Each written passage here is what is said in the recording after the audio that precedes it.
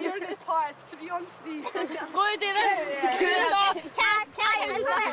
I just think that they get away with too much.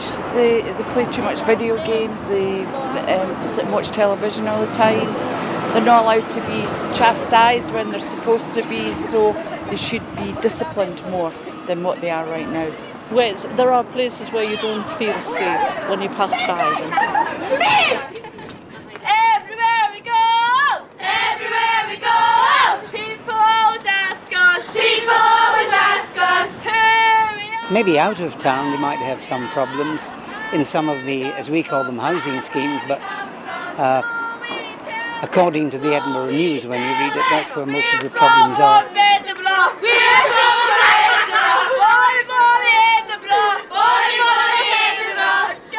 Hi, I'm Darcy. Me and my friends are from North Edinburgh. Because we're all good friends, we meet in a big group. It's not our fault we have lots of friends.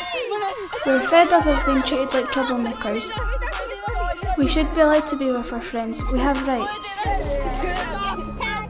We don't like hanging around the streets. It's boring. But where else are we meant to go? Youth clubs. We just get told what to do all the time. Adults always tell us what to do. They want to make up our minds, want to decide for us, and want to control us. Our mums and dads went through this when they were our age. They want us not to do certain things they did. Is this not a part of growing up? Even standing with our friends, the police or public move us on for singing, talking, or being too loud, and basically for just being there. Why do we get labelled a gang when we're not? We didn't go beating up people, and we didn't exactly carry guns or that. We didn't go about looking for trouble. Everything costs a lot, and we aren't allowed in lots of places. We're not allowed in the zoo, safari park, bowling, Edinburgh dungeons, some museums, some swimming pools, gyms, saunas and leisure centres, restaurants, go-karting, paintballing, dynamic earth, Edinburgh Castle. It's like we don't even exist. We're fed up of being treated like troublemakers.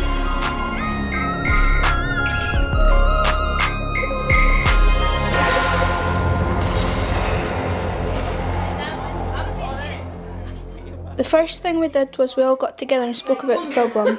So what are we going to do about this? What's the solution? Well, we need to get somebody who can back us up. Somebody knows what they're talking about. and we need to see if they can actually chuck us out like that. Like places that you've got to where 16 should be. Like everywhere, so you have to be 16. Soon I'll be ID'd for a Happy Meal. And like you're going to be like, "Aye, Mum, will you come in up to McDonald's so I can go in because it's only 7 o'clock and I'm not allowed in." But they made the park and we can't go to that park. We heard about a researcher at Edinburgh University called Emma, who's collecting information in this area. A group of us went to speak to her.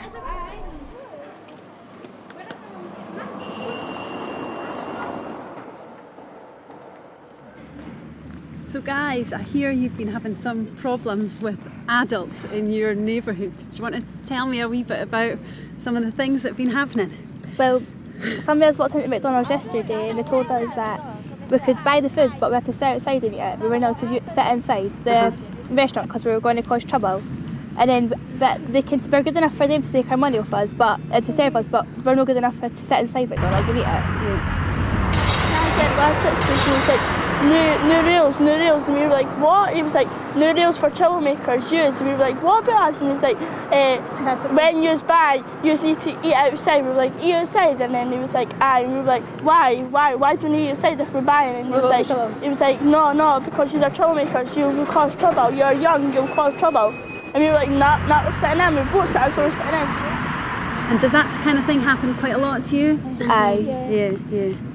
I mean, I think that's really sending quite a strong and powerful message about young people's position in society and your place in society, isn't it? Because you're essentially being told that this is a place for adults and you've kind of got to conform to kind of adult rules and regulations, and if you don't, then you're not allowed. And like you say, their adults kind of see that kind of behaviour. They look at young people hanging about and they go, well, you're just doing nothing. You're being quite unconstructive, you're not being productive in the kind of nice adult way, the way that adults perhaps want to see young people behave. But they wonder why we didn't respect them, because they didn't respect us either. Yeah. So you're being penalised not for behaviour that you have done, but for behaviour that you haven't yet done. And I would kind of argue that that's against your kind of civil liberties, actually against your rights as a young person. But here, what rights do we actually have? Aye, like it doesn't seem like we've got any rights here. Well, you do have rights. I don't know if any of you have heard of the United Nations Convention on the Rights of the Child. And there's actually an organisation that's based down by the Scottish Parliament called the Scotland's Commissioner for Children and Young People. And there is actually an agency that's there to kind of promote children's rights in Scotland. Emma told us about SKIP, which are an organisation who look after the rights of young people. We decided to go and speak to them as well. Doesn't seem very fair. That's the kind of thing that sometimes people will phone us about, and they'll say that young people have had an experience where they've gone in and been treated badly just because they're a young person. From all the things you've said to me, it's quite often that you'll get told that you have to do something, but the bit that's missing is someone telling you why. And often it's much easier to understand what's happening if somebody actually takes the time to say, no, the reason we're asking to move is this particular case. It just seems very unfair, because unless you were actually causing a problem and you were making lots of noise and you were disturbing other people, there's nothing to say you shouldn't be able to go in and buy a meal as much as anyone else.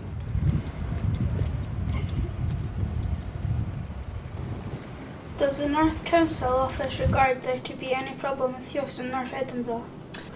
I found out we've got about 11,000 young people living in the north of Edinburgh, and at the moment we've got complaints around about 25 young people. That's about 1/4%. It's very, very few complaints that we have about young people. Again, we have far more complaints about adults behaving badly than we do about young people. But on the whole, there isn't really what I would call a big problem with young people. I think North Edinburgh kids are pretty good on the whole.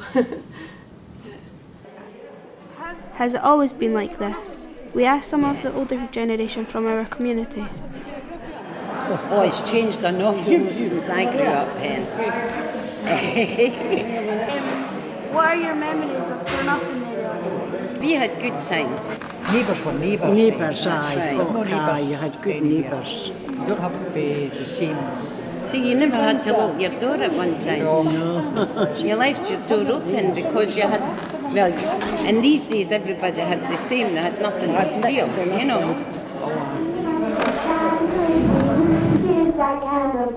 All she wants is gold and silver, all she wants is a nice young man. So call him my Peggy dear, Peggy dear, Peggy dear. I get the feeling that the older people only remember the good times.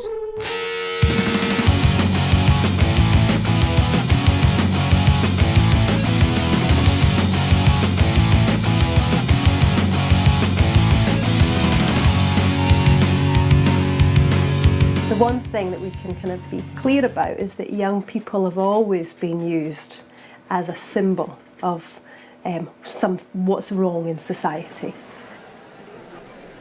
I see no hope for the future of our people if they are dependent on the frivolous youth of today, for certainly all youth are reckless beyond words.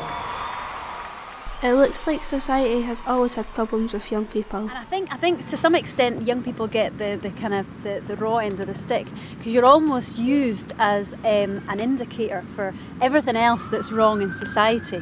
So if the children are bad in society, then respect in general is kind of bad in society, and we're becoming a less moral society. And in a sense, a lot, the statistics show you that actually we're living in one of the safest societies. Yet parents have this idea that, kids on the street are unsafe.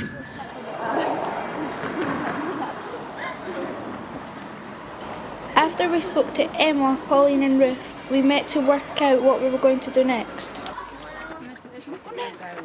With the help of a local mediator called Tracy, she helped us form the NIP crew. The young people came to me to talk about some of the conflicts that they were experiencing in North Edinburgh. The young people themselves felt that they were never heard, and they never had a voice when they were talking to anyone in authority. What is mediation? Well, mediation is when there's someone in the middle who tries to solve problems between two other people. Now, mediation is, I'm a facilitator. I bring people together who are in conflict, who can't resolve that conflict themselves. And I'm a neutral party. I don't take sides. But I bring people together in a safe environment where they both have a voice. And obviously for young people, that was interesting to them to have a voice and to be listened to. It was very important. But obviously just as important for an authoritative figure or an elderly person or anyone in the local community to be able to sit down in a room in a safe environment with a young person and actually talk and listen to as well. Me and all my friends in the NIP crew, with Tracy's help, are going to start by solving the problem with McDonald's. They, like everybody else, need to know that young people have rights and should be treated fairly.